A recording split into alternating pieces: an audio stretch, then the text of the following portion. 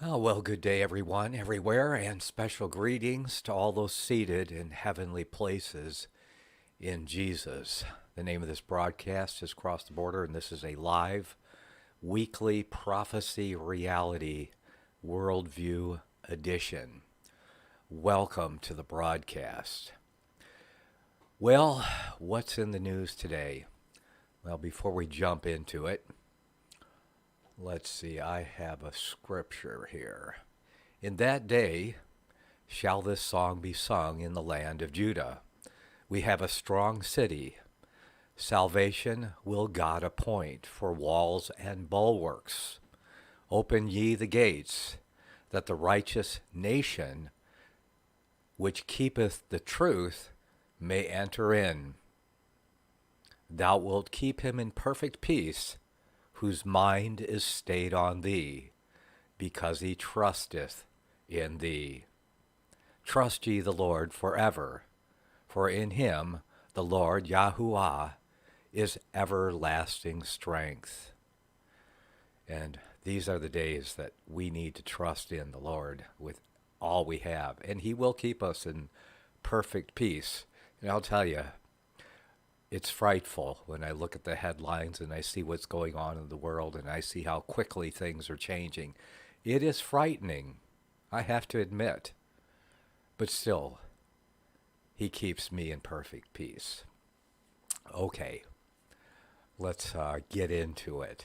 The news. What we have here.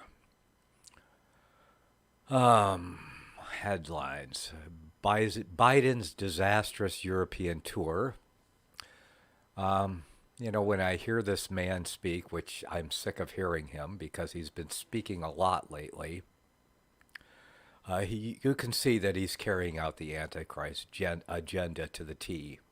Everything he's doing is all destruction, and especially destruction toward America. The Antichrist has hated America ever since its founding, and he has tried everything he can to take it down. And boy, if you listen to that last broadcast of the hour before, Tom Friess was really laying into it and into how the protest is over in America. Yeah, by and large, it is over. For most of the people, don't even know, especially those evangelicals out there, don't even know what Protestant means. That it means a witness. The protest is a witness, and it is a witness against evil, a witness against the Antichrist. And we are small, but we will trust in the Lord, and he will keep us in perfect peace, those of us who love his truth.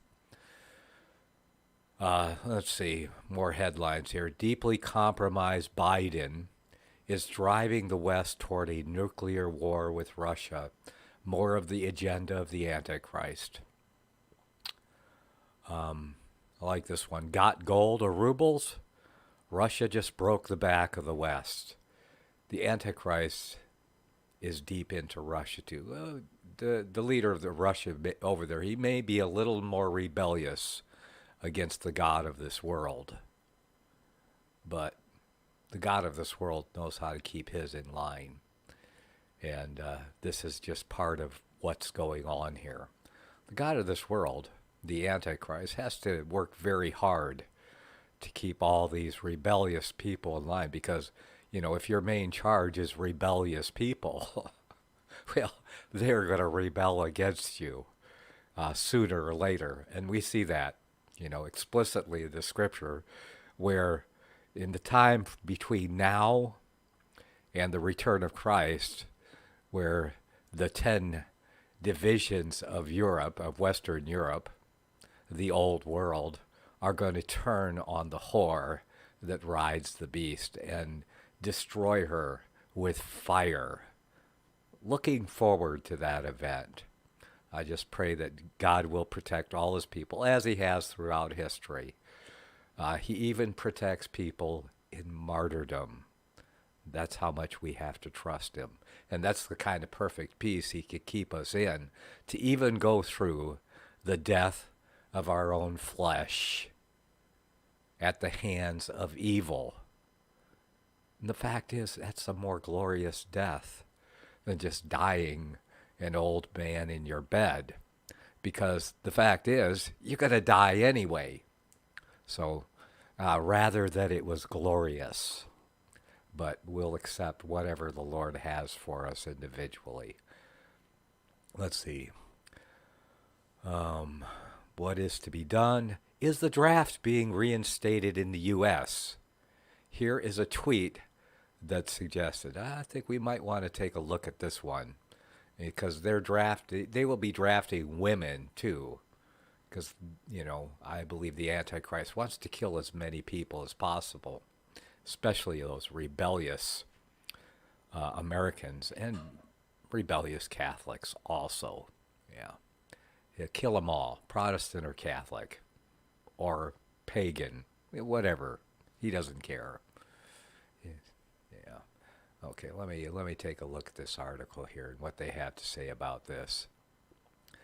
We've been covering the war in Ukraine. The organic prepper told you it was coming before it started. Now it is here, and all signs seem to indicate that this thing is only going to expand aggressively. Belarus and Moldova seem to be the next likely hotspots in Europe. And we now have at least 100,000 American troops in Europe. It was widely touted as fake news when preppers began to talk about the serious threat of food shortages after 2020. Well, the same has been said for those who discuss the very real threat of hyperinflation after Nixon took the United States off the gold standard. In both circumstances, it seems as if we finally reached the culmination of all the warnings. And he goes on, chaos is here. Now adding fuel to the fire in a recent tweet by the Selective Service, you can see it below, and here's the tweet, I reckon. Let me push this over a little bit so we can get it on the whole page here. In the event of a draft, our agency would partner with FEMA to provide opportunities to conscientious objectors to ensure our nation keeps moving forward. Learn more about alternative service at sss.gov/conscientious. So will you be a conscientious objector to serving in the Antichrist United Nations war on humanity? Yeah, that's the question. For Christians it is. Yes, if you're not walking in ignorance, but it seems that even a lot of Christians are walking in ignorance at this time. So there it is. Get your conscientious objection in order before you get drafted. Well, I have to say, I think I'm beyond the draft, since I will hit my 70 in 2023. That's next year. They don't draft old men, do they? The tweet says, in the event of a draft, our agency would partner with FEMA. Yeah, I just read that. Does this not seem to be a suspicious timing to anybody else? Yes, well, they're beating the war drums very heavily, very hard, and profusely in the press. So a draft may be imminent once they start World War III. Believe me, they want to start it. And guess what you'll get? Well, we're not going to talk about the transhuman jab today. We just got back on YouTube this week, but I'm working on it, getting over to Rumble. So, because I think I can embed my broadcast on Rumble before the broadcast, so that. Yeah, anyway. Tech Talk. On with it. Doesn't this not seem to be suspicious timing to anybody else? Here we're getting dragged into a war that we provoked, and, I don't have a mouse in my pocket, so I don't say we provoked. The Antichrist provoked through his domain over there. Washington, D.C. is not a 51st state, but it is a state. It is a separate state from the other 50. It is a state of its own. It is a city-state. It is one of the city-states that rules the world, which the Antichrist uses to rule the world. I call it the unholy trinity that rules the world. And yes, they will call for forced volunteership. They will force you to volunteer. Now, I have to admit, I came up in a generation because I turned 19 the same year that they ended the draft for Vietnam. Yeah. I did not want to go. And because I was orphaned and grew up in institutions. So I had an institutional childhood. I was adopted by God at 19, and then the draft ended. Okay? Yeah, the Almighty adopted me. He offered me the adoption. I had no choice but to say yes, because it was foreordained from the foundation of the world. Praise God. That's all I could say. I could take no credit for my salvation whatsoever. All I can do is go, Heavenly Father, please allow me to serve you in any way you deem appropriate for my service to you in your kingdom. Thank you for saving me. Yeah, that should be our response. Okay. Does this not seem to be suspicious timing to anybody else? Here we're getting dragged into war that the Antichrist provoked through his agents in Washington, D.C., and that Americans have zero interest in. There will always be fights, but that doesn't mean we need to get involved every single time. See, I don't do the we anymore. I'm not part of that thing over there in Washington, D.C. And I am an American. I was born on the land, and I'm not a citizen of anything except heaven. I'm not a citizen of any of these fictional states out here floating above the land that are domiciled in some office in some capital building that was built by the corporation they represent. No, I'm none of that. Yeah, don't want to be marked and identified as a citizen of or a resident of. Thing identified. Res in law is a thing. A resident is a thing identified. So I don't want to be a thing identified of any corporation. I would be a conscientious objector to that, and I am. Not only would I be, but I am and have been. Okay, aside from this, he goes on, the very real threat of death on American soil due to nuclear attack, EMP, cyber attacks, or perhaps attacks on our food supply system. We have the very real threat of our sons and friends being sent off to die on a battleground in Europe. And for what? He says we were warned against this, and he brings up George Washington. The great rule of conduct for us in regard to foreign nations is, in extending our commercial relations, to have with them as little political connection as possible. Well, that went out the window a long time ago, at least 120 years ago. Yeah, it went out the window. Europe has a set of primary interests which to us have none or very remote relation. Hence, she must be engaged in frequent controversies, the causes of which are essentially foreign to our concerns. Hence, therefore, it must be unwise in us to implicate ourselves by artificial ties in the ordinary vicissitudes of her politics or the ordinary combinations and collisions of her friendships or enmities.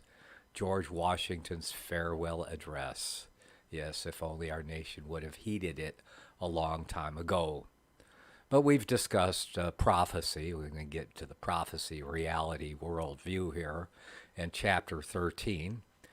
And the seventh beast, or the second beast of that chapter.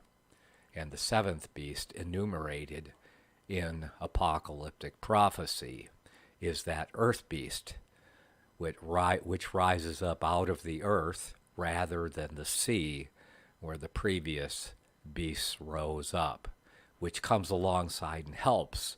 And that's why, that's Washington, D.C., and that's why America, because Washington, D.C. represents the 50 states.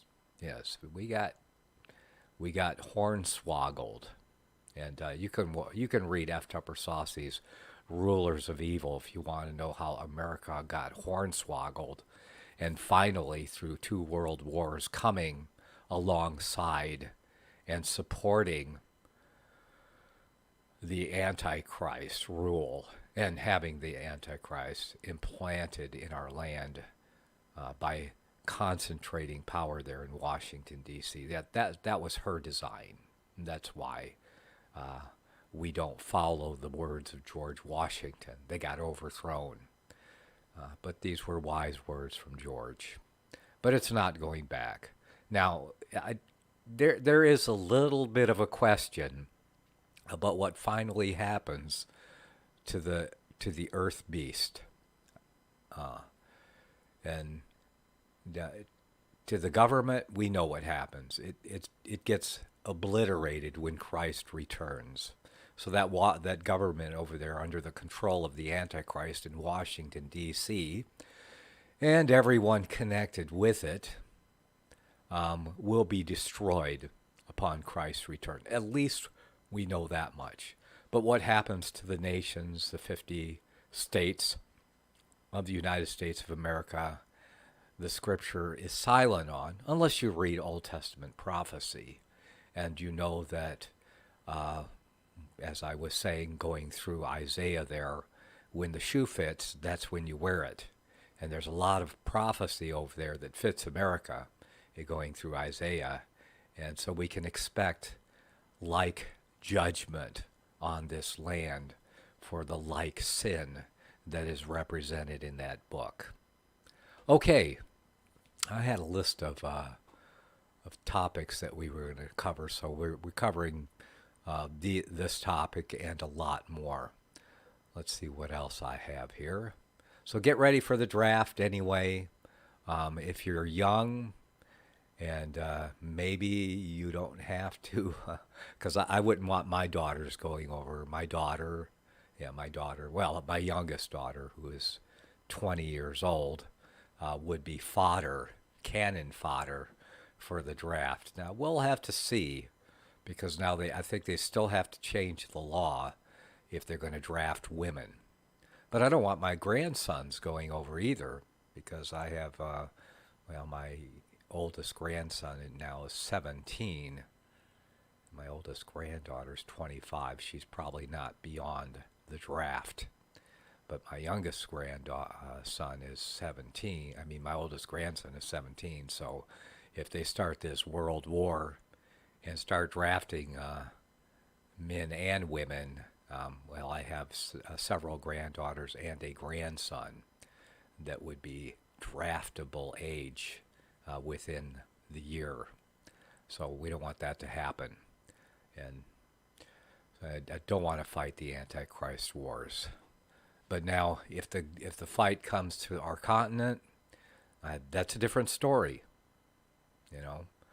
We have to obey the Lord and fight if it comes to fight. If we have invaders in our land, we may have to fight. I may pick up arms and fight. I may be an old man, but I'm younger than most people my age. I can say that much anyway. And I have taken firearms training course. It's been a while, but I took a whole weekend once, and I learned a lot. Let me tell you, I'm glad I went through that weekend of training. But, yeah, may have to start training again if it comes to it. And that's what a lot of Americans should start doing, is to start training, looking for training courses. Militia may not be a bad word anymore. Yeah, it may not be a bad word when we start to become invaded, if and when, because I don't know if that's going to happen. God has other ways of judging our nation, which we're under judgment right now. So whether we will be invaded or not, well, we will see. We are being invaded, actually, right now on our southern border.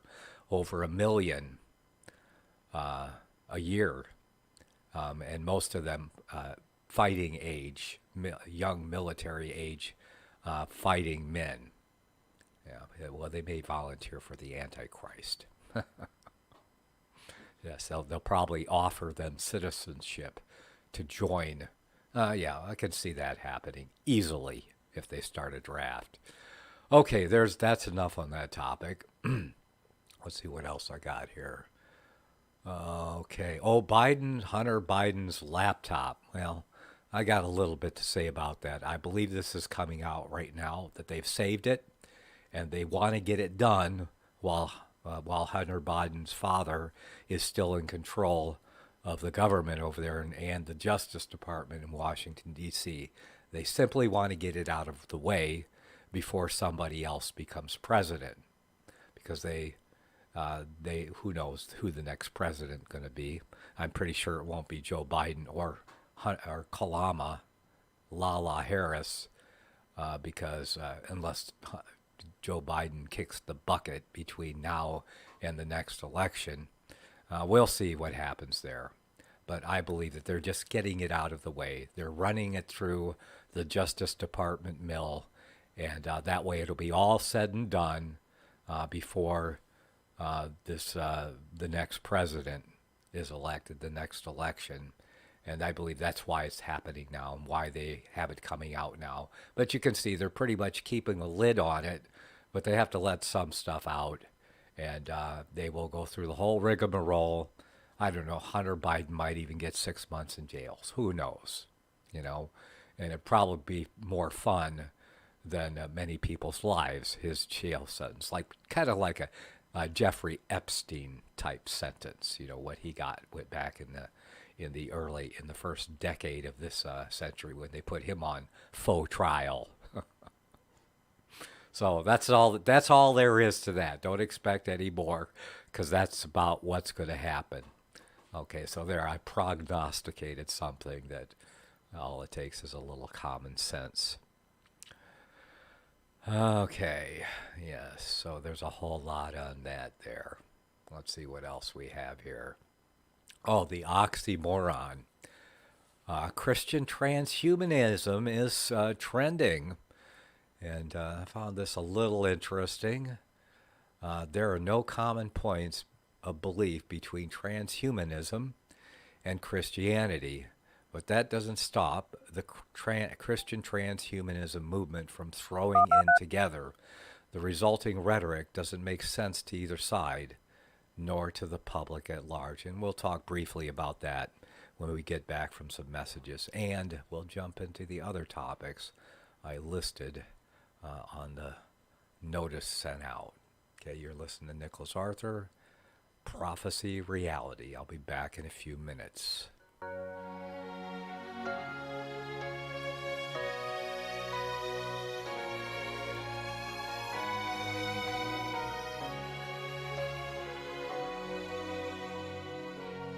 Behold, God is my salvation. I will trust, I will not be afraid. Behold, God is my strength. Hear it first on FirstAmendmentRadio.com and FirstAmendmentRadio.net.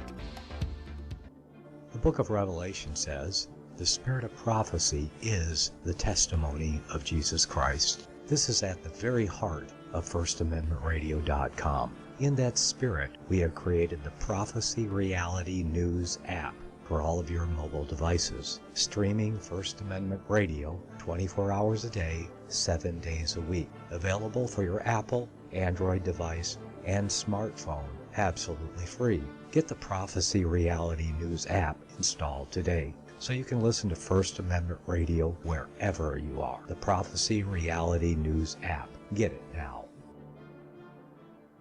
Gold and silver is tremendously undervalued. Global demand vastly exceeds mine supply by more than 60% annually. There is little in the financial world more certain than a coming explosion in the prices of gold and silver. The U.S. dollar continues to lose value and respect as the world's reserve currency. Our nation faces challenges on many fronts, and a day doesn't pass without another economist bringing forth warnings of impending economic calamity. There has never been a better time than right now to acquire physical gold and silver. Discount Gold and Silver Trading was founded on the principles of truth and honesty. We believe in providing a quality product, quality service, and most importantly, competitive pricing. We provide all forms of precious metals, including American gold, silver, platinum, and rare investment and circulated coins. Silver bars, rounds, and 90% silver bags are on hand for the silver investor. Gold self-directed IRAs are available. Call Discount Gold and Silver Trading at 1-800-375-4188. Toll free, that's 1-800-375-4188. The program you are listening to is 100% sponsored by you, the listener, on this First Amendment Rights Media channel. You will notice that there are few commercials on this radio network. There's a good reason for that. Corporate advertising dollars come with strings that limit program content. So without your help, these programs cannot continue on satellite, internet, or our several affiliates. If you benefit by the educational law programs, we ask you to give. If you are admonished or nurtured by the Bible and ministry programs, we ask you to give. If some voice a cause that you are passionate about, we ask you to give. If you believe in any of these, we ask you to support them as you would a missionary on a continual basis, as if giving a tithe for missionary radio. These programs are not commercially viable and must be supported by those faithful to the cause of truth. Look for the button to sponsor your favorite programs at our listen and schedule pages on the internet. We will also give you unlimited archive access to all of our programs. We're asking you to give much less than a tithe so that you may also send support directly to a particular program host, cause, and anywhere else the Spirit may lead you. Do all to the glory of our God and Creator, for His holy nation, the only kingdom that will last forever. Thank you for listening.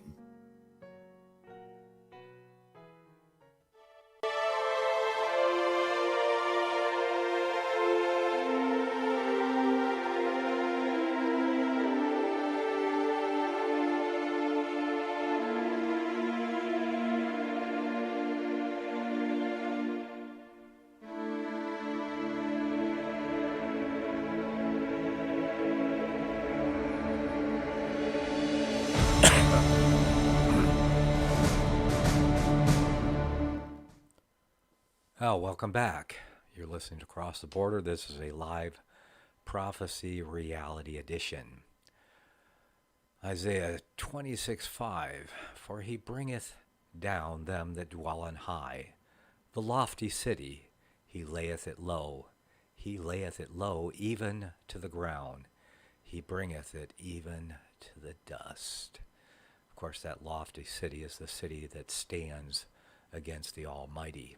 And it isn't a locale. It's a spiritual city, and it's a spiritually evil city that he will bring down. The foot shall tread it down, even the feet of the poor, and the steps of the needy. Okay, we're looking at this article here from Technocracy News and Patrick Wood's site over there.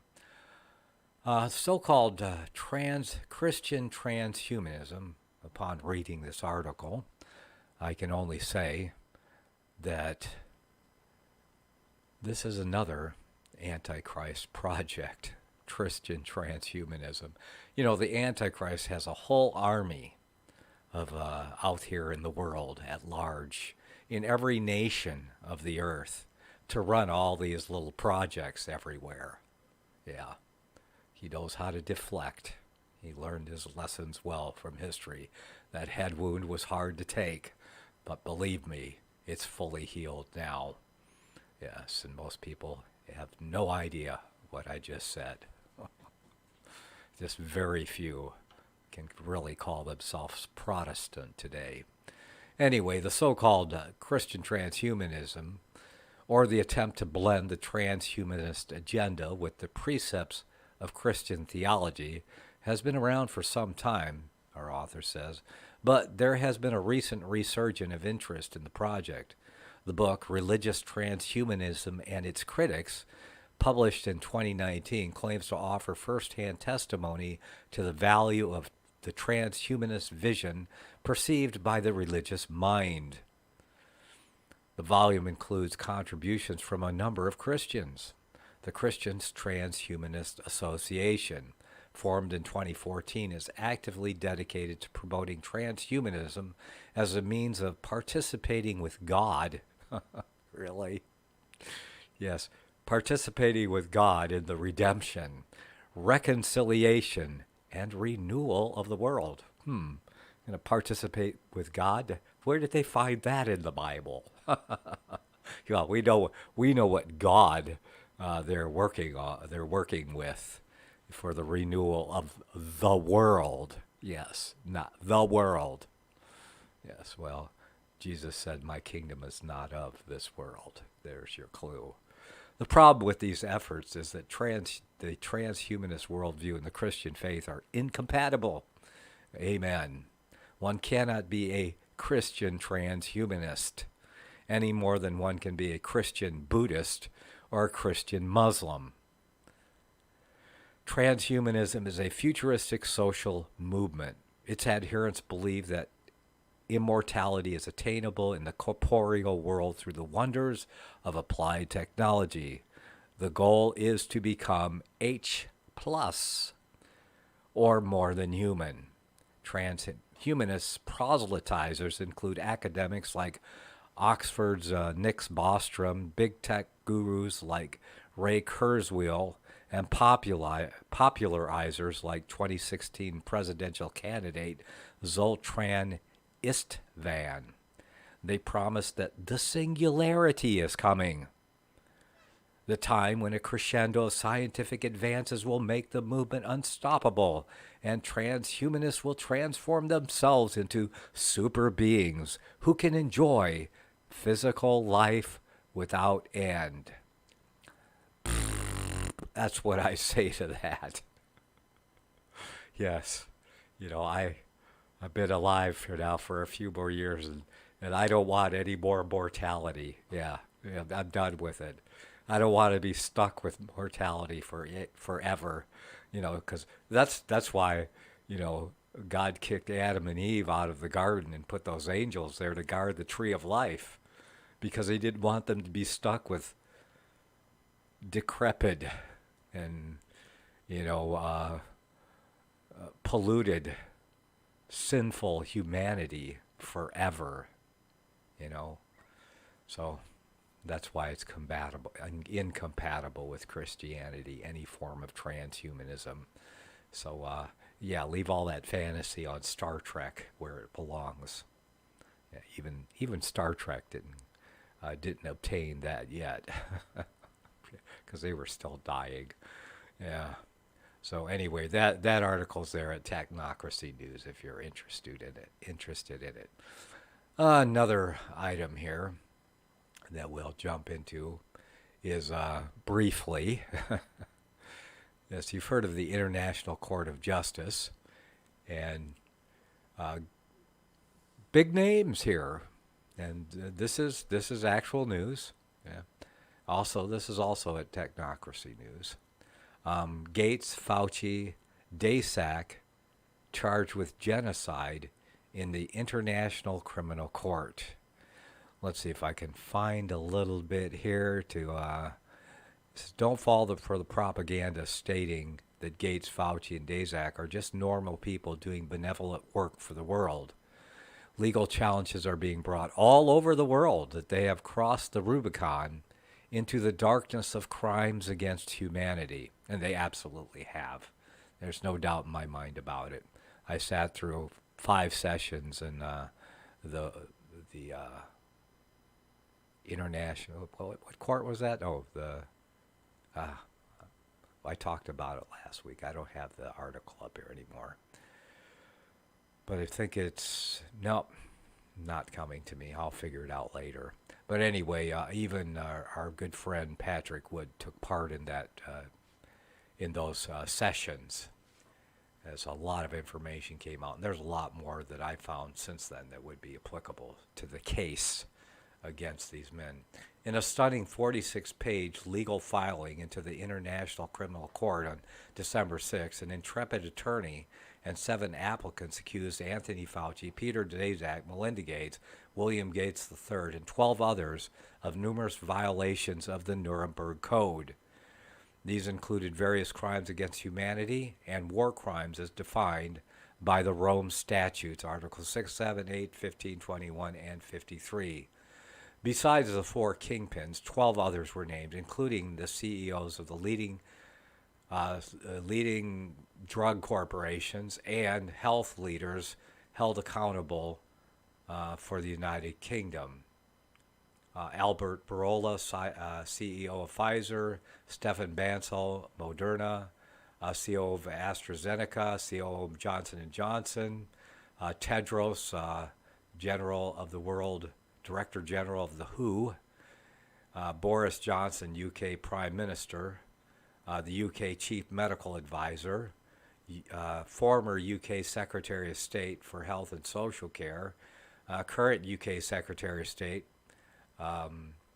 for Health and Social Care, UK Chief Executive of Medicines and Healthcare Products, and President of the Rockefeller Foundation, and President of the World Economic Forum, Klaus Schwab. And definitely check out that article there. And if only, I think I have that open on another browser. Let me check that out.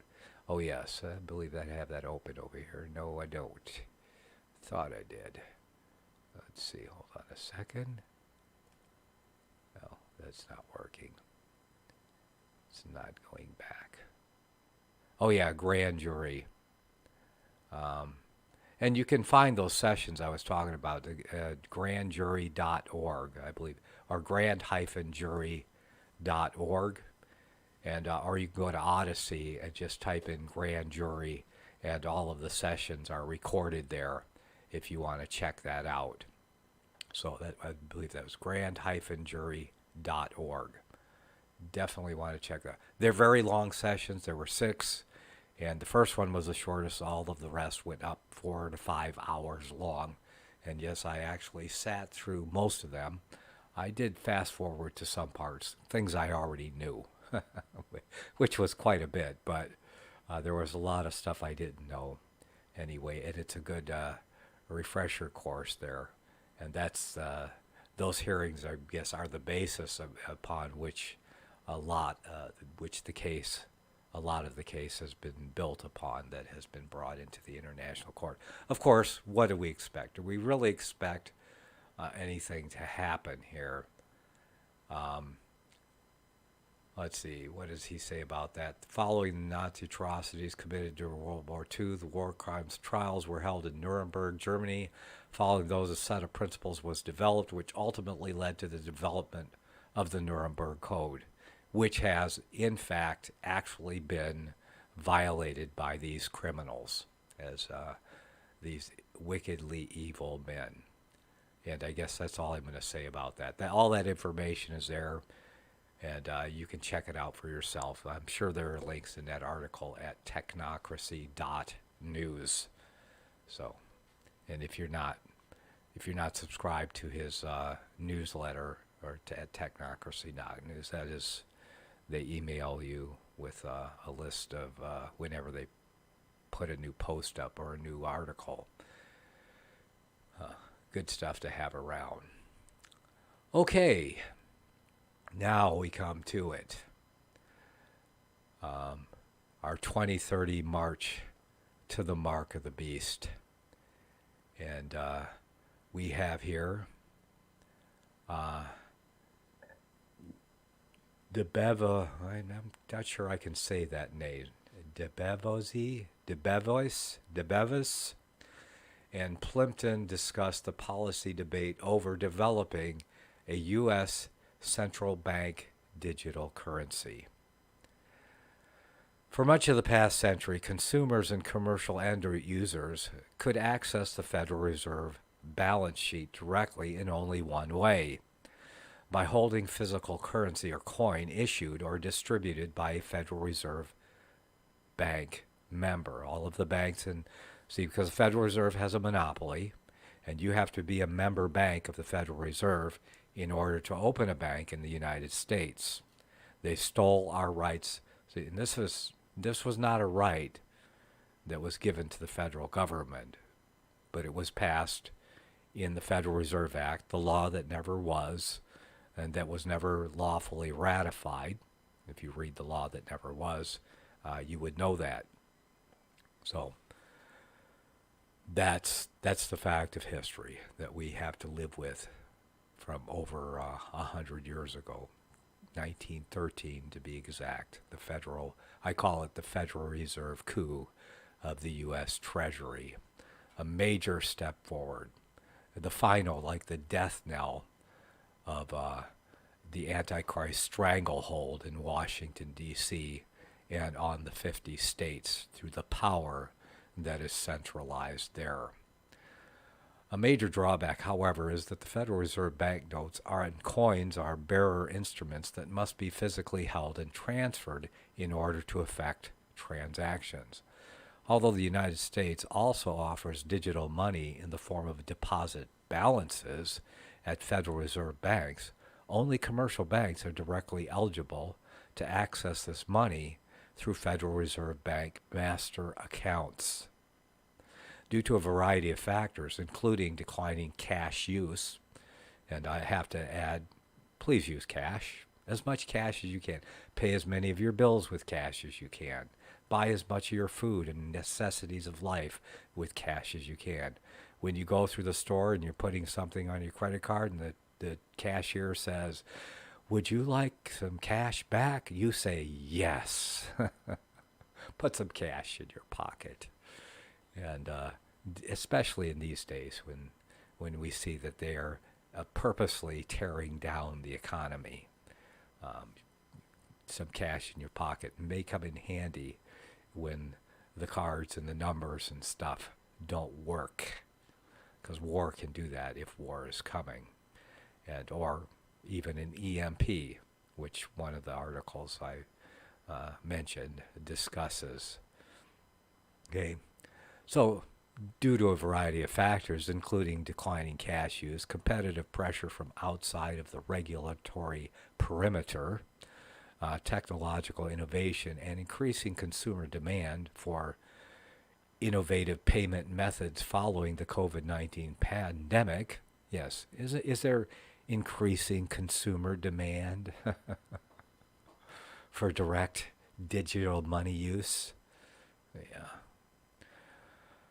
Central banks, including the Federal Reserve System, are exploring digital central bank money that could be made widely available to the general public, a CBDC. So you probably heard it already, but you're hearing that acronym quite a bit these days, CBDC.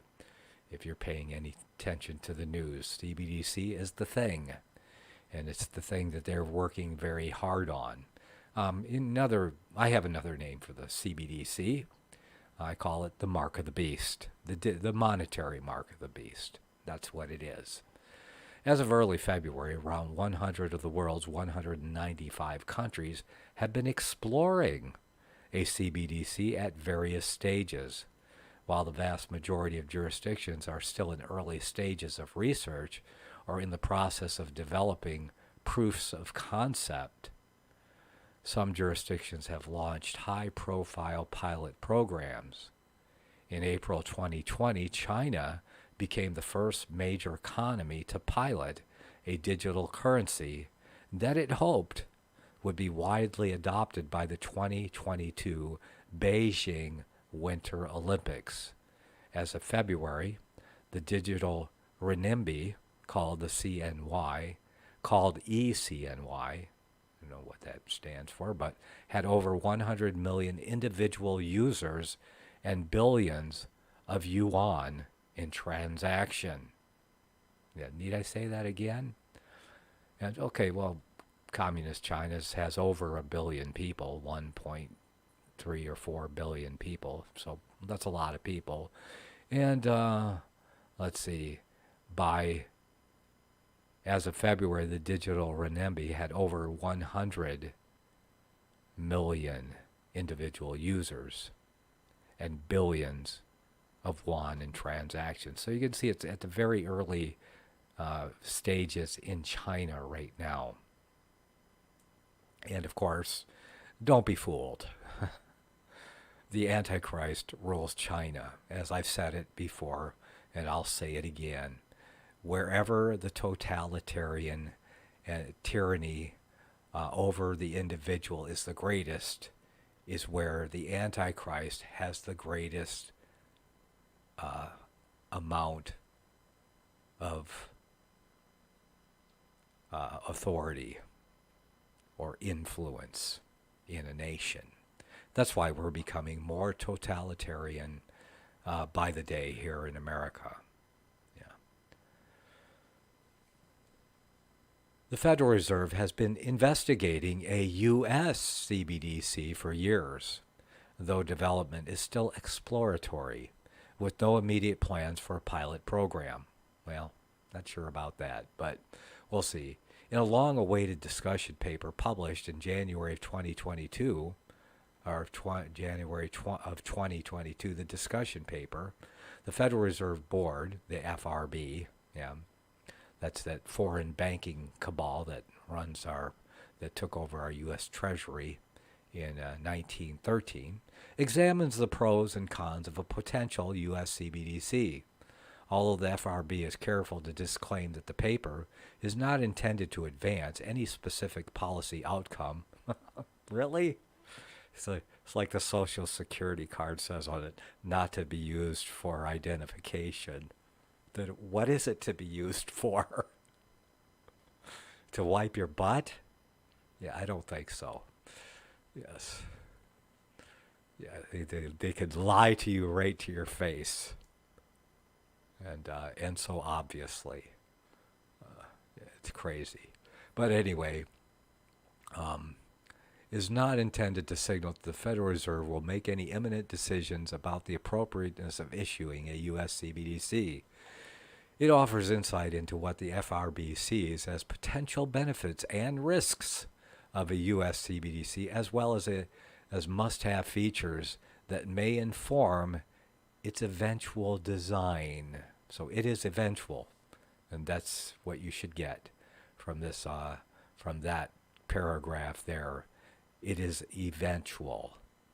Yeah, it's eventual design, potential benefits and risks, to offer an insight to what the FRB sees as potential risks of a CBDC, as well as must-have features, must-have eventual design.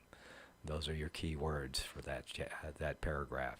Shortly after, the Federal Reserve Bank of Boston issued a paper on February 3rd, 2022, the Project Hamilton White Paper, in partnership with the MIT Digital Currency Initiative, that provided results of initial design and technical research for a potential U.S. CBDC.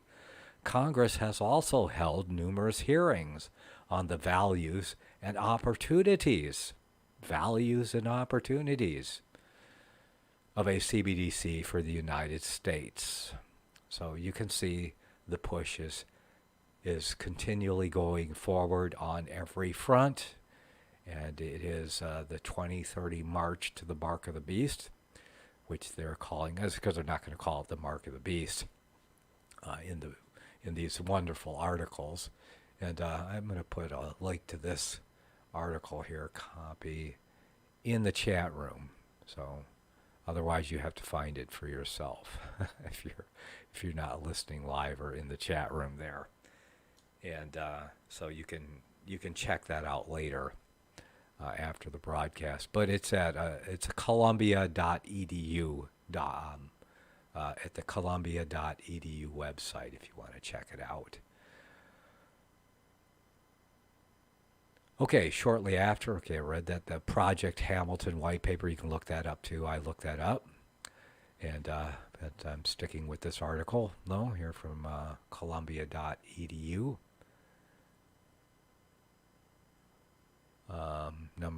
Below we summarize the key features of the U.S. CBDC policy debate and the current state of progress, focusing on the discussion paper.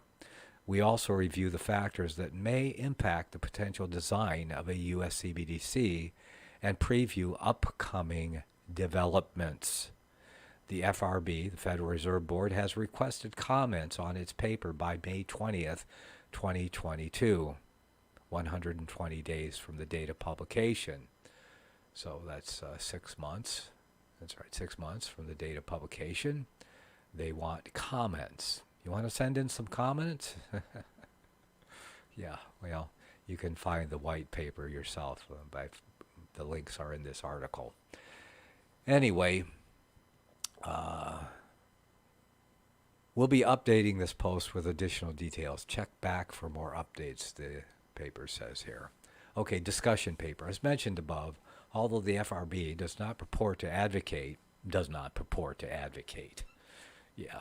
for a particular policy outcome or CBDC design, the discussion paper asserts that any U.S. CBDC must be privacy protected, intermediated, widely transferable, and identity verified. So this is it. These are the 4 things that they say it must be. 1, privacy protected. Okay? That is privacy protected. Your account will be privacy protected from other individual account holders, but not from the government or any agency. Because if you post something that they don't like on social media or participate on something they deem unlawful, or suddenly ex post facto deem you a criminal for, well, your privacy's out the window because they will watch, they will see. Yeah, that's the problem. And we're going to continue this in the next hour. You're listening. Isaiah 26:7. The way of the just is uprightness. Thou, most upright, dost weigh the path of the just. Yea, in the way of thy judgments, O Lord, we have waited for thee. The desire of our soul is to thy name, and to the remembrance of thee. With my soul I have desired thee in the night. Yea, with my spirit within me, I will seek thee early. For when thy judgments are in the earth, the inhabitants of the world will learn righteousness. Welcome back. You're listening to Across the Border. This is a live prophecy reality edition. And when we left, we were talking about a CBDC discussion paper here. And we'll back up here and start right here. As mentioned above, discussion paper, as mentioned above, the FRB does not purport to advocate for particular policy outcome or CBDC design, except what they've written in the paper. They're going to tell you exactly what they're advocating for here below. The discussion paper asserts that any U.S. CBDC must be privacy protected, intermediated, widely transferable, and identity verified. First, privacy protected refers to the need for the U.S. CBDC to strike a balance between privacy rights of consumers and the transparency needed to deter criminal activity. Yes, we're all criminals, so we must be all treated like criminals. You are not innocent and proven guilty in the CBDC system. Yeah, that's one thing that's going to go by the wayside. Just like those truckers in Canada. Yeah, they were not proven guilty by a jury of their peers. They weren't. They just had their accounts cut off because the dictator up there, the what was it, World Health, No, that's not it. The World Economic Forum's young global leader, Justin Trudeau, said so. Said do it. Yeah, look into their bank accounts. Look at the people who gave, who lawfully made donations or participated in a lawful demonstration, because we ex post facto made them criminals. Now we can cut off. Yeah, that's how it works. That's how the mark of the beast will work. That's exactly what they're saying. That's the balance that they're going to strike. Yeah. So privacy protected refers to the need for the U.S. CBDC to strike a balance. Strike a balance. Either you have rights or you don't. It's like being pregnant. Either you are or you aren't. Yeah. To strike a balance between privacy rights of the consumer and the transparency needed to deter criminal activity. So it used to be everyone was innocent until proven guilty. And then if someone was suspected of a crime, then you would have to get a court order to peer into their, but no longer. Yeah, if you say the wrong thing on social media now, or if you give to the wrong charity, or take place in the wrong protest, because they don't like protestants at all. If you protest, well, they think any protest is too much. Okay, next, due to FRB concerns regarding its authority under the Federal Reserve Act to authorize Federal Reserve accounts for individuals. So as an individual, you can't get an account directly with the Federal Reserve Bank. You have to go through one of its intermediary member banks. Understood. So,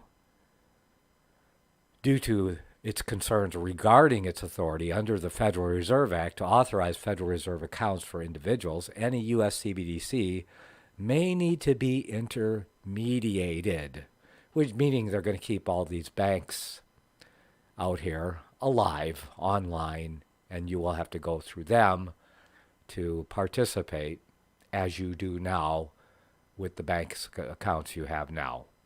So basically, really, that nothing's going to change. Yeah. As far as nothing has changed. They've already done. They just want it all digital. Central bank digital currency. Okay. May need to be intermediated, offered through accounts or digital wallets provided by private sector entities, including potentially commercial banks, regulated non-bank financial service providers like PayPal or other online providers with Federal Reserve accounts. So PayPal has a Federal Reserve account. Let's see, does GiveSendGo and that other one that stole the truckers' money, they have Federal Reserve accounts, likely. See, there's no escaping it already.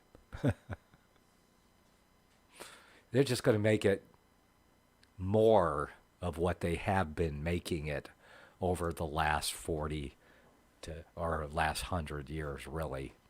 They've been, in order for, I think it was the last 40 years, when did they do the Know Your Customer rule? Because it used to be, you could walk into a bank with money and you could put it in an account.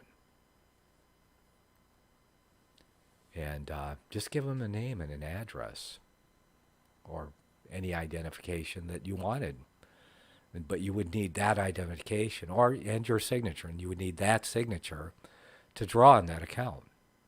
But now you have to have government ID to get a bank account. And if you don't have government ID or government authorized ID that's current, you can't get a bank account, which I can't today because the government won't give me any ID anymore. That's because I took a stand 25 or 30 years ago against participating in an unlawful scheme. Yeah, and I've discussed that before. I've come out of that mark of the beast numbering and ID system. Yes, mark means ID of the beast. Okay, next. So we discussed intermediated. So we know what that means. That means that everything has to be intermediated according to the Federal Reserve Act. In order for a potential U.S. CBDC to be useful as a means of payment, the paper recommends that it be readily transferable, as distinct from the broader concept of interoperability between customers and different intermediaries. You know, that's like the checking system and the credit card system, that they're readily transferable, but they're interoperability. That's what we're using now. We're using interoperability between checking accounts, bank accounts, credit cards, and all that stuff, because they're all connected with bank accounts and so forth. So between customers and so they want it to be readily transferable. I don't know what that means. It means faster and better directly between accounts, perhaps. And the fourth thing is identity verified. That's the know your customer rule that they put into operation, I believe, early in this century. I think it was, or in the 90s, right around the turn of the century sometime. I forget when that happened. Any U.S. CBDC would need to be designed to comply with anti-money laundering and terrorist financing. This goes back to the number 1, too, which this means that you have no privacy rights, because this goes to privacy rights. Any U.S. CBDC would need to be designed to comply with anti-money laundering and terrorist financing laws, because all of those people in America and Canada that gave to the truckers' protest up there, well, they were financing terrorists. That's why they could have their bank accounts shut down if they were in Canada, because the dictator up there in Canada, that's what they did. And which would require the CBDC to be identity verified. So you can't have a bank account and just have money in it, and because they've had password accounts, private accounts in some countries and stuff. They don't want anyone to have any privacy at all. So you have to be identity verified. They have to connect a warm-blooded, living body, biometrically or otherwise, with some kind of identification mark of the beast system. CBDC intermediaries must be able to verify the identity of holders. Well, that's already in place. And they're just saying, well, we're going to carry it through. They basically are using a digital monetary system, as we discussed earlier, as your bank account has nothing but digits in it. There's no money or cash or silver standing there for certificates, as there used to be in America when banks were private before the Federal Reserve Act. Anybody could open up a bank and write checks, and they would have the money, either the cash, the silver and gold certificates in the bank, or the cash of the person or coin as actual deposits in the bank. And then people could draw a draft on that account. Okay, they call them checks today, but checks are just an extension through the Federal Reserve of their Federal Reserve notes. When you write a check, you're actually writing a Federal Reserve note, because you have a license through your account in the member bank to write a check on those Federal Reserve funds or Federal Reserve notes or whatever digits in that account. Okay. Okay. So identity verified, CBDC intermediaries must be able to verify the identity of holders, the know your customer rule. And that's why they become stricter all the time. That's why I can't get a bank account. That's why if someone writes a check, and you can't take any check and put it in your account, because they have to know all parties to the checks now have to be identifiable. So you can't have any third-party checks. You have to have a special account for that, as very few do. So the discussion paper also states that the FRB, Federal Reserve Board, does not intend to proceed with issuing CBDC without clear support from the executive branch and from Congress, ideally in the form of a specific authorizing law. And I believe that Biden just gave that to them recently through a executive order going along with the CBDC. It was in the news a couple weeks ago, I believe. The executive order by the Biden regime, which it's not just Joe Biden. He works for the Antichrist. His whole cabinet works for the Antichrist. They're all the agents of the Antichrist. Get a clue if you haven't figured that out already. Okay. Advantages of a U.S. CBDC. And the discussion paper contends that a U.S. CBDC could offer the general public access to digital money that is free from credit and liquidity risk. Yeah, right. Free from credit and liquidity risk. What is credit and liquidity risk? What does that mean? You want money that's free from credit and liquidity risk. Okay, liquidity risk. What is liquidity? Okay, that means that it'll still buy, the $3.20 will still buy a gallon of gas next year? That's a risk, isn't it? And free from credit and liquidity risk. I'm not sure I understand it. I need a financial expert to, maybe we'll figure it out if we keep reading. Next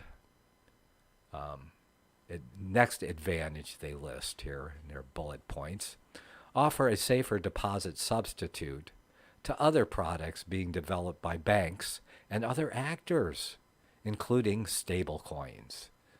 Is that coins that are in a stable somewhere, like my horses? Stable coins? Ready and raring to go? Hey! Okay. Yeah. Offer a safer deposit substitute to other products being developed. Maybe more safer? I'm not sure. I'm not sure Federal Reserve notes are even safer, or that a U.S. CBDC could be safer than Bitcoin. Maybe a little bit safer, a little less erratic than something like Bitcoin or other blockchain currencies. It says banks and other actors, including stable coins. Okay, level the playing field in payment innovation for private sector firms of all sizes, big or small.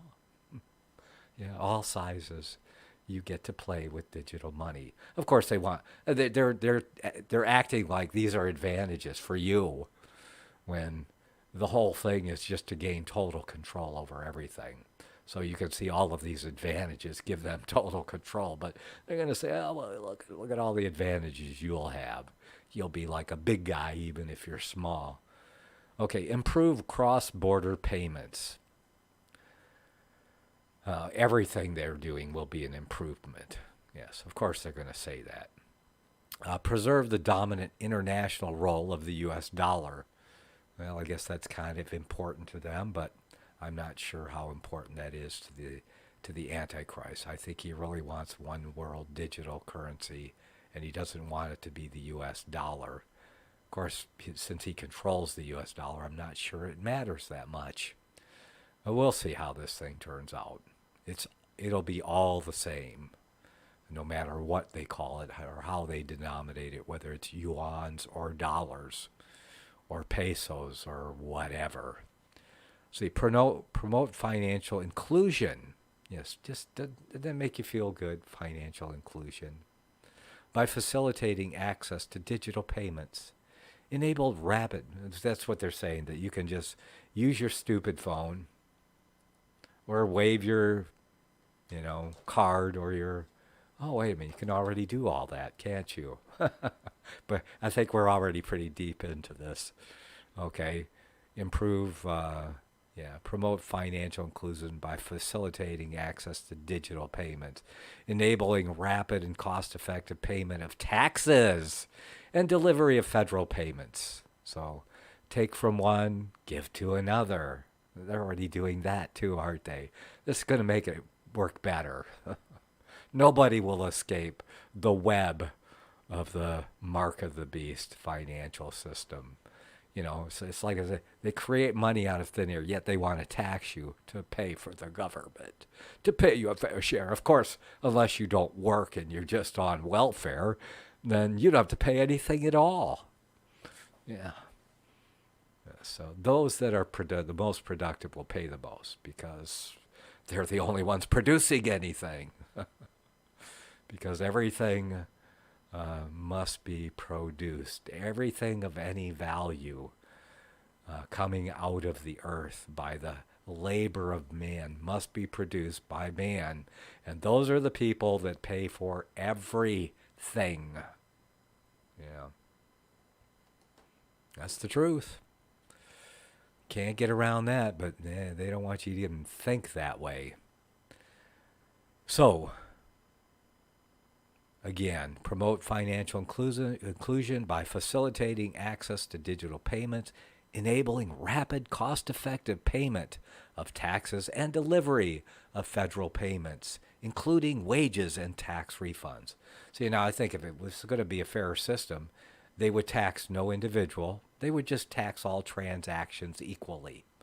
Every transaction in their system could finance the whole world, new world order, with a very small 0.5% tax on every transaction going to the Antichrist. But they don't want that, see, because that does not give them inquisitional power.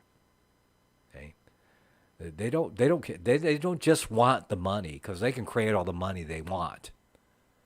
They want totalitarian control over you, your individual soul. That's what it's all about. If they just wanted to, see, and that would get rid of a lot of crime, if just every transaction in their digital monetary system, and just leave all other transactions alone. Nope. We got to have inquisition. The Antichrist has loved inquisition from his very founding. They would inquire, and they want to inquire into everything. And, the Inquisitions. That's why America was founded with the laws that it was founded with. And that's why it's even written in the Constitution that there shall be no direct tax, meaning between the individual man, woman, or child, and the federal government. Because they did not want inquisition by a central power, and especially a huge central power like the one that they had in Western Europe during the 1260-year reign of the Antichrist. They had a central inquisitorial power that ruled and reigned terror over the entire Western European continent, and inquired right down to the individual. And boy, guilty or not, once the inquisitor started his case against you, you were likely doomed, because every man has committed some kind of sin that he can be prosecuted for, especially if you're looking at the sins written in a paper by a man, not by God. Yes, because they love to play God. And that's really what it's about, is totalitarian rule, even over every single individual on the planet, which is totally unnecessary if they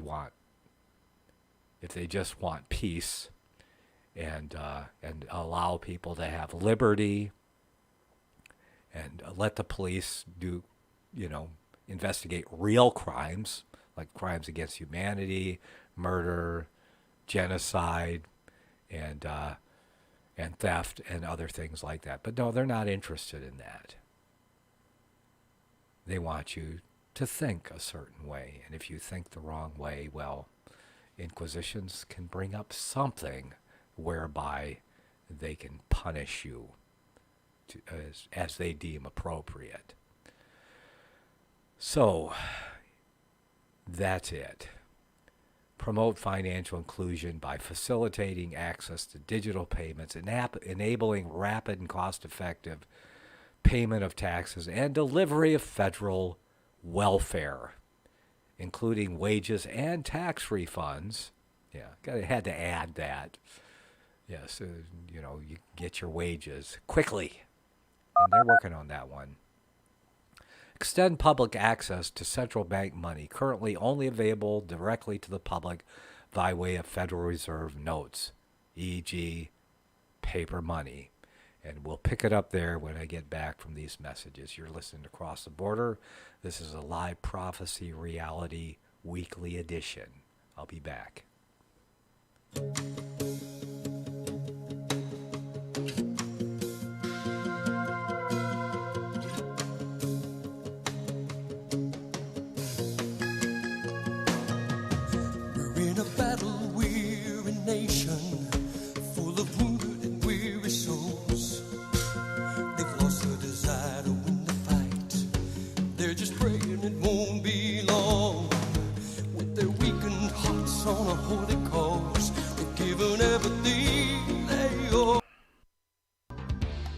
Hear it first on FirstAmendmentRadio.com and FirstAmendmentRadio.net. The program you are listening to is 100% sponsored by you, the listener, on this First Amendment Rights Media channel. You will notice that there are few commercials on this radio network. There's a good reason for that. Corporate advertising dollars come with strings that limit program content. So without your help, these programs cannot continue on satellite, internet, or our several affiliates. If you benefit by the educational law programs, we ask you to give. If you are admonished or nurtured by the Bible and ministry programs, we ask you to give. If some voice a cause that you are passionate about, we ask you to give. If you believe in any of these, we ask you to support them as you would a missionary on a continual basis, as if giving a tithe for missionary radio. These programs are not commercially viable and must be supported by those faithful to the cause of truth. Look for the button to sponsor your favorite programs at our listen and schedule pages on the internet. We will also give you unlimited archive access to all of our programs. We're asking you to give much less than a tithe so that you may also send support directly to a particular program host, cause, and anywhere else the Spirit may lead you. Do all to the glory of our God and Creator, for His holy nation, the only kingdom that will last forever. Thank you for listening.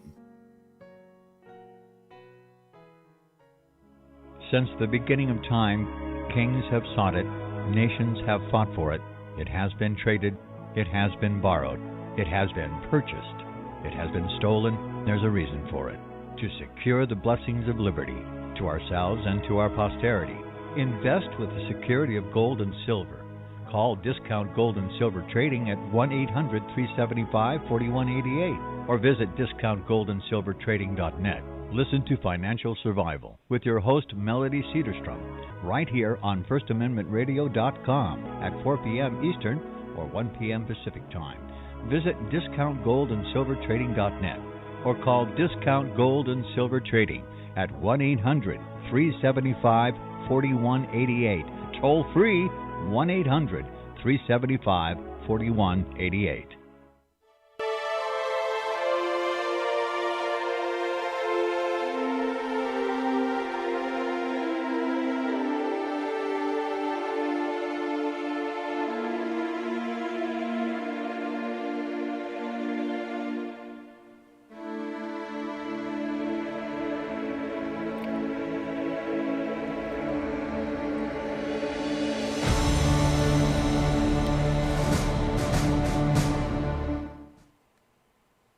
Welcome back. You're listening to Cross the Border. This is a live prophecy, reality, worldview weekly edition. And we are discussing CBDC today. That's Central Bank Digital Currency for the United States of America, which the pretender-in-chief there, they'll call it the Biden regime of the Antichrist, issued an executive order about several weeks ago in response to this very white paper that we're reading about here, because he was asked to do that. The Federal Reserve, the executive branch, asked them, the Federal Reserve asked them to, asked the executive branch to say, hey, we want to do this. And they said, we want to do it. Of course they did. Okay, so we're talking about the advantages, according to them, of course, of a U.S. CBDC. This is the hard sell, I guess. This is the best they could come up with, because all of it's quite oxymoronic as far as I'm concerned. But our final one said, extend public access to central bank money currently only available directly through to the public via Federal Reserve notes, e.g. paper money. And once they do away with the paper money, see, they'll do an addition to paper money at first, but then after that, they will have a time limit when they want to do away with paper money altogether, which I hope that day never comes, but we'll see. They will give you so much time to turn in your paper money, to convert it into CBDC. That'll be the death of your privacy altogether and your money. See, because the law, the common law, says that possession is 9/10 of the law. And with paper money, even the Federal Reserve note, you can hold it in your hand. You've got possession. You got possession of whatever value is in that paper. But if they say, like they did with the gold, almost 100 years ago, Americans were told to turn in all their gold money, all their gold bullion, every bit of it, because currency that was gold, like if you had a $20 gold piece, that is considered currency, or bullion value, and you were supposed to turn it all in by law, by executive order. Not passed by Congress, of course, but by executive order under severe penalty of law. And so Americans, for the most part, lined up and handed those in.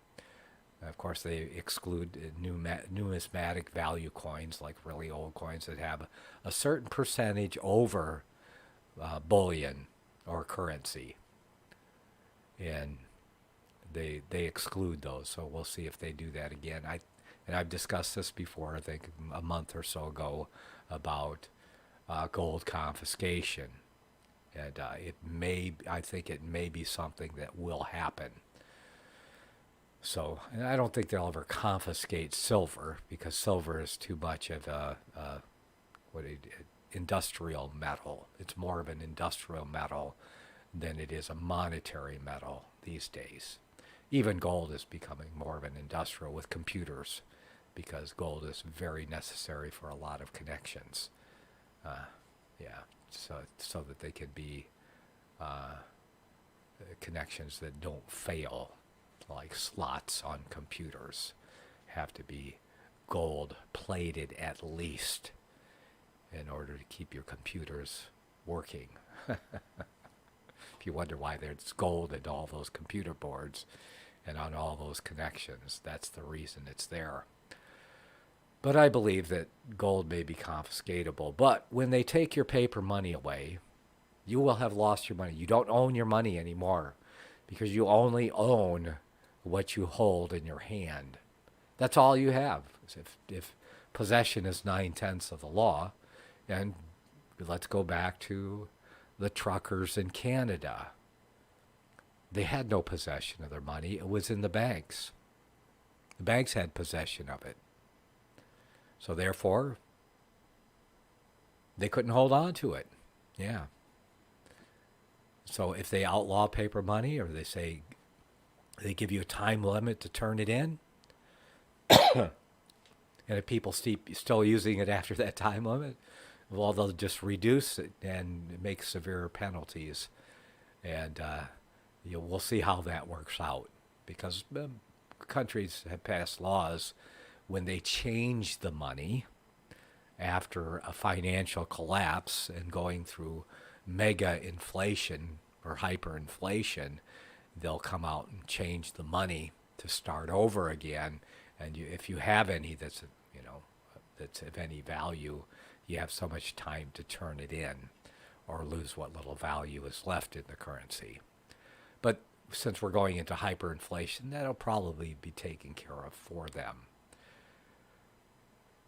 Okay, so those are the advantages. How do you like those advantages? I didn't like any of them. I don't think any of those things. I already have all of those things. It's just, improved cross-border payments. Well, what? I'll get it in 5 seconds instead of 3 minutes or something. I could care less. I'm not in that big of a hurry. My life isn't that short. I mean, it may be, but it's not going to make any difference. Like if I died during a 3-minute transaction, I didn't get my money before I died. Like I said, I'm not in that big of a hurry. But okay, so now we come to their list of potential risks of a U.S. CBDC. Yeah. Now, this is where they make their open admissions instead of veiled admissions, because what they called advantages are just veiled admissions to your risk and your loss of liberty. Yes. So here they're going to openly discuss. The discussion paper also identifies several potential risks, but notes that these could be addressed by design choices, e.g., by ensuring that a U.S. CBDC is not interest-bearing. Not interest-bearing. Okay. Well, none of your notes, none of your Federal Reserve notes and your paper money is interest-bearing, is it? And they've even limited that. Your bank account is not interest-bearing anymore. Remember when you used to put money in the bank and earn interest? Some people actually lived on the interest in their bank accounts. Well, that's all gone. That's why all the pension plans are failing, because there's nothing interest-bearing anymore. It costs you money. They have negative interest. That's what it's called. If you have a bank account that doesn't bear interest, it's negative interest because they're charging you to keep your money in the bank. Though they call it bank fees, it's still negative interest. You're losing money, or just holding money. I mean, you have negative interest on the cash in your pocket because of the hyperinflation or even not hyperinflation. Over the past 40 years, you've lost money just by keeping cash in your pocket. Worse in a bank account. Yeah, that's why they don't want you to have gold and silver. That's why they stole it all. But they now allow you to. Yeah, they allowed you after they took the dollar off gold. They allowed the American people to now buy gold. Yeah, and you can even buy it from the Treasury. I think they're running out of blanks now. So they're kind of have a hard time getting your hands on real money like gold and silver coins.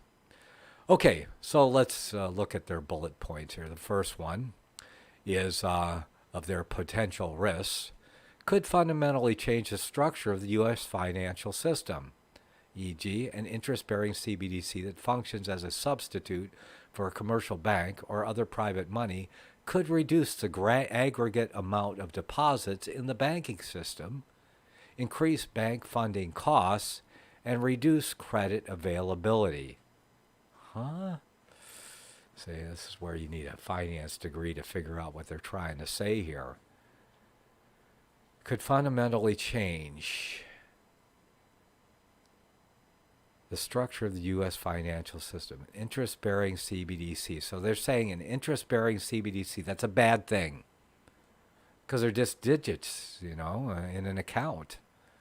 Yes, and I've heard worse things like putting time limits on money. It expires like lettuce. People have called money lettuce. Yeah.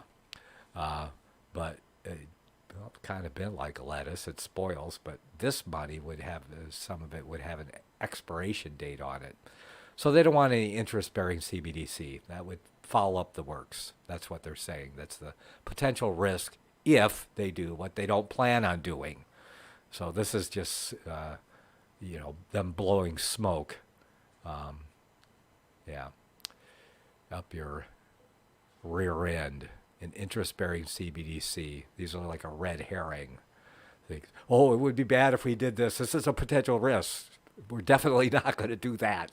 You're not going to be able to earn any interest on your CBDC. Next, could impact the safety and stability of the financial system. The ability to freely convert assets into CBDC would make runs on financial firms more severe. But that's exactly what they want you to do. They want you to convert your assets into CBDC. So, could cause runs. I think these are all red. So far, I believe these are just red herring potential risks. They're just giving you something to make them think that these are risks instead of what they called advantages, which are really the risks to you. Because any advantage to you is a risk to them. Any advantage to them is a risk to you. Yeah. So what is a potential risk to them would be an advantage to you. So they're not going to allow that. You don't have to worry about it. Could affect how the FRB affects monetary policy. Demand for a U.S. CBDC could place downward pressure on reserves. What reserves? You mean the digits in the accounts? In which turn could make it difficult for the FRB to implement its ample reserves. I think they call it ample reserves. Don't they call that? What do they call that these days? They got a word for that. The helicopter money policy. You know what I'm talking about. Can't think of the term for it right off the top of my head.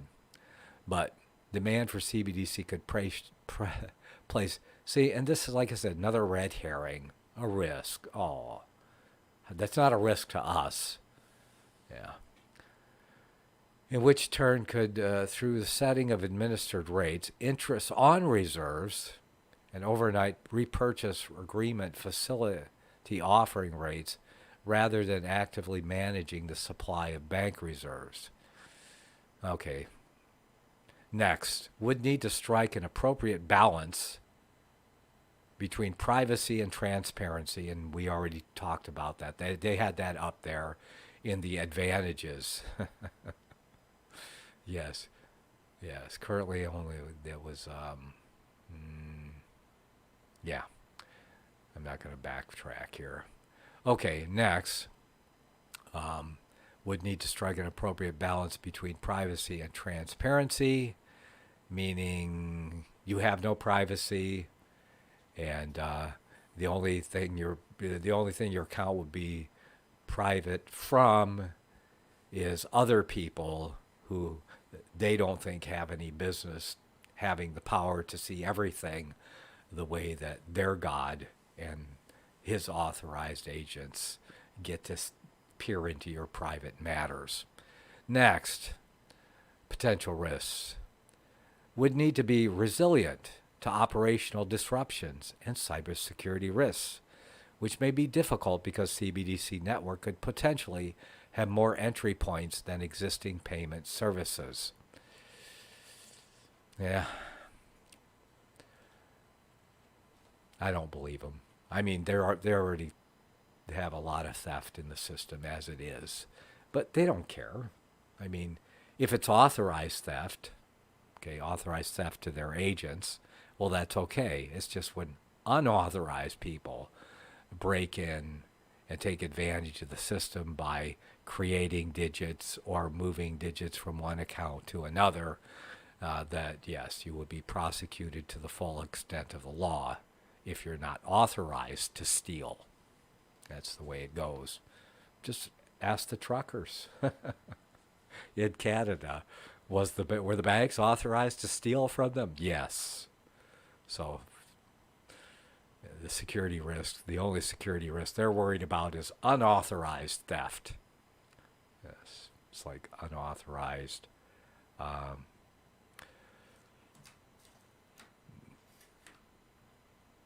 printing of money. Let's see. Okay, observations. Token-based and account-based systems. And there's a whole lot more.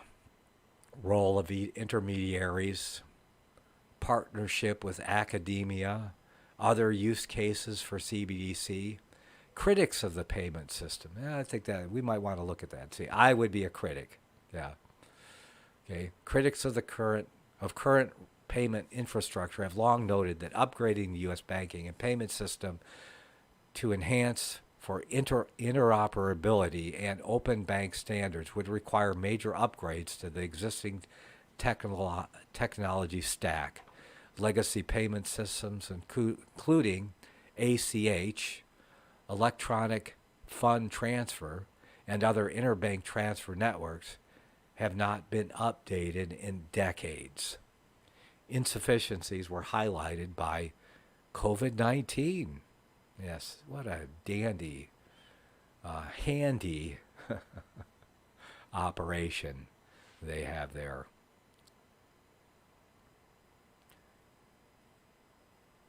The existing legacy payment systems prevented banks from delivering welfare aid efficiency. Yeah, to you and me, or to the small people. But they didn't have any problem giving a PPP to all the large corporations, and even Planned Parenthood, which was told to give their billions back, but they refused. Could you get away with that? I don't think so. Yeah. Okay. Okay, next. Insufficiencies are, welfare inefficiently, especially to under and unbanked Americans. Yeah, that would be moi, an unbanked American. I have no bank account in my own name. Delays in payments cause consumers to draw down on empty accounts, triggering overdraft fees. An efficient real-time blockchain-based CBDC could be an alternative solution that resolves time delays and prevents fees. So they're saying that those extra fees they charge you because of time overlaps, which probably very few of them are, they probably add up pretty well for the banks anyway. So they're saying, yeah, that could cause more problems. Oh, less problems? I don't know. Sounds like they have that one in the wrong, the wrong bullet point there. Oh, they're saying that is their solution. Okay, next.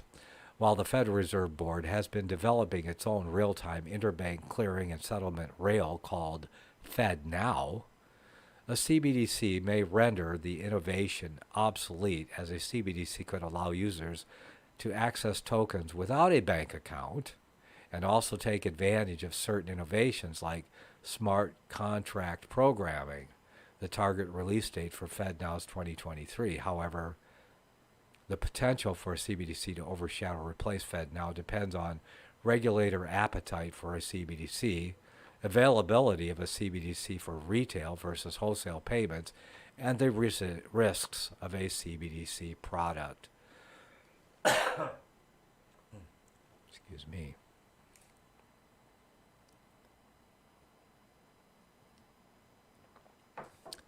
Well, I think you pretty much get the gist there of the entire system. nice overview of what we're looking at with a monetary-based system. It's not easy. It's not going to be easy. But I think that they believe the best way to push it forward and to institute it is to crash the current system, which we can see that they're working very hard on. If you think bumbling Joe over there in the White House in Washington, D.C. is just bumbling and making mistakes and causing all this trouble just because he doesn't know what he's doing, you got another thing coming, because it is all purposely being done. You cannot believe for a minute that everything that is allowed and that is happening on purpose. When Barack Obama was campaigning for president, I remembered him saying that he was going to double the cost of electricity. And people still voted for this idiot, right? Well, he wasn't an idiot. Because he actually did it. He doubled the cost of electricity in his 2 terms under the Antichrist Biden regime. Obama regime. Still the same regime in office. They just swapped places. Yeah, you better believe that Obama's still up there. He may run again. Who knows? They may put him up again. Don't be surprised if they do, because he can run again.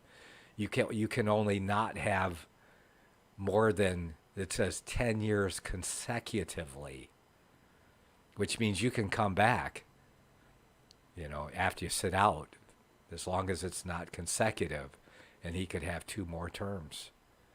I hadn't thought of that before, but because I was wondering who they would bring back, because nobody wants Lala. People hate her more now than they hated her before. Very sad, very sad.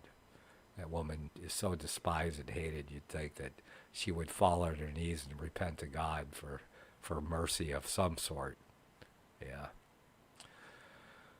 Okay, well, let me check the chat room here. Oh, no, everybody's just so enamored and hypnotized by what I'm bringing forth today. Nobody has a word to say.